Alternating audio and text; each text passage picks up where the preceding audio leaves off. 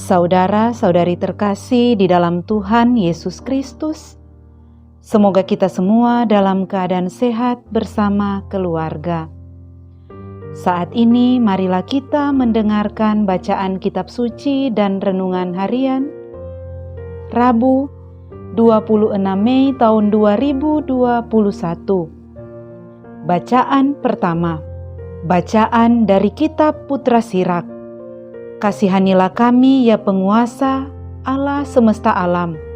Pandanglah kami dan curahkanlah kedahsyatan-Mu atas segala bangsa. Hendaklah Engkau membaharui tanda dan mengulang mujizat, agar para bangsa mengakui, sebagaimana kami telah mengakui, bahwa tiada Allah kecuali Engkau ya Tuhan. Sudilah mengumpulkan segala suku Yakub serta mengembalikan kepada mereka tangan pusakanya seperti sedia kala. Kasihanilah umat yang disebut menurut nama-Mu, yaitu Israel, yang telah Kau samakan dengan anak sulung. Kasihanilah kota-Mu yang kudus, yaitu Yerusalem, kota tempat istirahat-Mu. Penuhilah Sion dengan pujian karena perbuatan-Mu yang perkasa, dan penuhilah bait-Mu dengan kemuliaan-Mu. Beritakanlah kesaksian tentang makhluk-makhluk-Mu yang pada awal mula Kau ciptakan, dan penuhilah segala nubuat yang telah dibawakan atas nama-Mu. Berikanlah ganjaran, beritakanlah kesaksian tentang makhluk-makhluk-Mu yang pada awal mula Kau ciptakan, dan penuhilah segala nubuat yang telah dibawakan atas nama-Mu. Berikanlah ganjaran kepada mereka yang menantikan Dikau, dan buktikanlah kebenaran segala nabi-Mu. Ya Tuhan, dengarkanlah doa hamba-hamba-Mu ini sesuai dengan berkat Harun atas umat-Mu. Semoga semua penghuni bumi ini mengakui bahwa Engkaulah Tuhan Allah yang kekal. Demikianlah sabda Tuhan, syukur kepada Allah. Bacaan Injil. Inilah Injil Yesus Kristus menurut Markus. Dimuliakanlah Tuhan. Sekali peristiwa, Yesus dan murid-muridnya sedang dalam perjalanan ke Yerusalem. Yesus berjalan di depan. Para murid merasa cemas dan orang-orang yang mengikuti Dia dari belakang pun merasa takut. Sekali lagi Yesus memanggil ke-12 murid-Nya dan Ia mulai mengatakan kepada mereka apa yang akan terjadi atas dirinya. Yesus berkata, "Sekarang kita pergi ke Yerusalem dan Anak Manusia akan diserahkan kepada imam-imam kepala dan ahli-ahli Taurat. Mereka akan menjatuhi Dia hukuman mati. Mereka akan menyerahkan Dia kepada bangsa-bangsa yang tidak mengenal Allah. Ia akan diolok-olok, diludahi, disesah dan dibunuh. Dan sesudah 3 hari Ia akan bangkit." Lalu Yakobus dan Yohanes anak-anak Zebedeus mendekati Yesus. Mereka berkata, "Guru, kami harap Engkau mengabulkan suatu permohonan kami." Jawab Yesus, "Apakah yang kalian ingin kuperbuat bagimu?" Mereka menjawab, "Perkenankanlah kami ini duduk dalam kemuliaan-Mu kelak, seorang di sebelah kanan dan seorang di sebelah kiri." Tetapi Yesus berkata kepada mereka, "Kalian tidak tahu apa yang kalian minta. Sanggupkah kalian meminum piala yang harus kuminum? Dan dibaptis dengan pembaptisan yang harus kuterima?" Mereka menjawab, "Kami sanggup." Yesus lalu berkata kepada mereka, "Memang kalian akan meminum piala yang harus kuminum, dan akan dibaptis dengan baptisan yang harus kuterima. Tetapi hal duduk di sebelah kanan atau kiriku, Aku tidak berhak memberikannya. Itu akan diberikan kepada orang-orang yang baginya telah disediakan." Mendengar itu, ke-10 murid yang lain menjadi marah kepada Yakobus dan Yohanes. Tetapi Yesus memanggil mereka lalu berkata, kalian tahu bahwa orang-orang yang disebut pemerintah bangsa-bangsa memerintah rakyatnya dengan tangan besi, dan pembesar-pembesarnya menjalankan kuasanya dengan keras atas mereka. Tetapi janganlah demikian di antara kalian. Barang siapa ingin menjadi besar di antara kalian, hendaklah ia menjadi pelayanmu. Dan barang siapa ingin menjadi yang terkemuka di antara kalian, hendaklah ia menjadi hamba untuk semuanya. Sebab Anak Manusia pun datang bukan untuk dilayani, melainkan untuk melayani, dan untuk memberikan nyawanya sebagai tebusan bagi banyak orang. Demikianlah Injil Tuhan, terpujilah Kristus.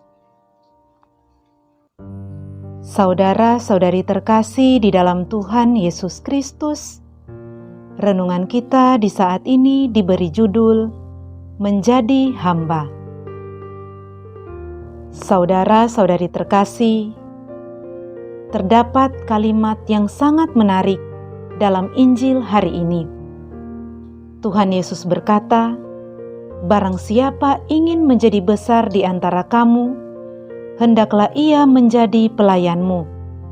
Dan barang siapa ingin menjadi yang terkemuka di antara kamu, hendaklah ia menjadi hamba untuk semuanya.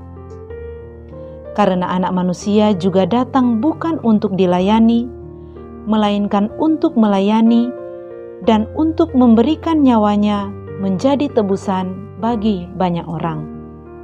Saudara-saudari terkasih, setiap dari kita pasti memimpikan dan bercita-cita untuk menempati kedudukan yang tinggi dalam karir, pekerjaan, dan hidup. Karenanya, banyak orang dengan sekuat tenaga berusaha meraihnya dengan berbagai cara. Tentunya, sebagai umat yang percaya kepada Tuhan, kita harus menggunakan cara yang benar dan tidak melanggar aturan. Saudara-saudari terkasih, dalam Injil hari ini, Tuhan Yesus mengajarkan kita satu keutamaan Kristiani yang bertentangan dengan arus pikiran orang banyak,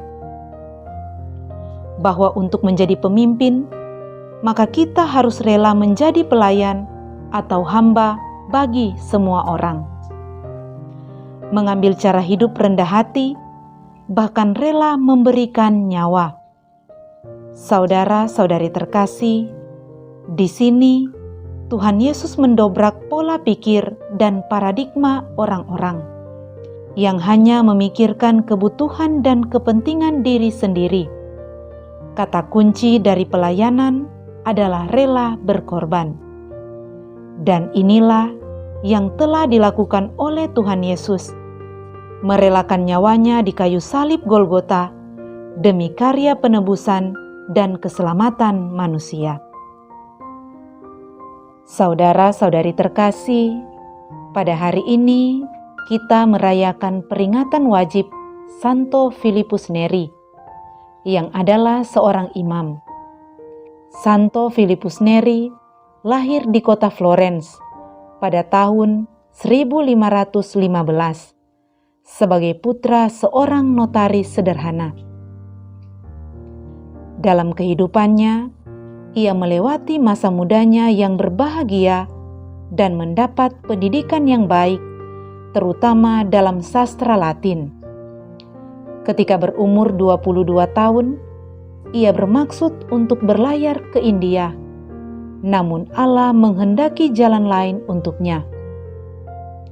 Filipus Neri ditahbiskan menjadi imam pada tahun 1551. Filipus Neri dalam kehidupan dan pelayanannya menjadi berkat bagi orang-orang di sekitarnya. Ia banyak membagikan mujizat dalam kehidupannya. Santo Filipus Neri dapat membaca suasana batin orang, meramalkan masa depan seseorang, dan ia juga memiliki kemampuan untuk menyembuhkan orang sakit hanya dengan menyentuh orang tersebut. Meskipun begitu, Santo Filipus Neri adalah pribadi yang riang, jujur, ramah kepada setiap orang, serta selalu memberi semangat dan harapan kepada orang-orang di sekelilingnya. Santo Filipus Neri menjadi orang yang disukai banyak orang. Ia meninggal dunia pada tanggal 26 Mei 1595 di usia 80 tahun, dan ia dihormati gereja sebagai Rasul Kota Roma. Saudara-saudari terkasih, kita dapat lihat dari kehidupan Santo Filipus Neri bahwa dalam kehidupan dan pelayanannya, ia menjadi orang yang betul-betul melayani orang-orang yang dilayaninya. Dengan gembira, jujur, dan ramah, ia membagi kebaikan bagi banyak orang. Saudara-saudari terkasih, dari bacaan Injil hari ini, semoga kita dapat meneladan Tuhan dalam melaksanakan tugas, karya, dan panggilan hidup kita masing-masing. Kita juga dapat meneladani sikap dari Santo Filipus Neri yang membawa kebaikan dengan gembira, jujur, dan ramah kepada semua orang. Semoga kita dimampukan oleh Tuhan untuk dengan seluruh tenaga dan perhatian kita untuk mengemban dan melaksanakan tugas panggilan kita masing-masing. Tetap semangat agar hidup kita berlimpah berkat dan menjadi berkat bagi banyak orang. Semoga kita semua menjadi hamba Tuhan yang setia. Amin.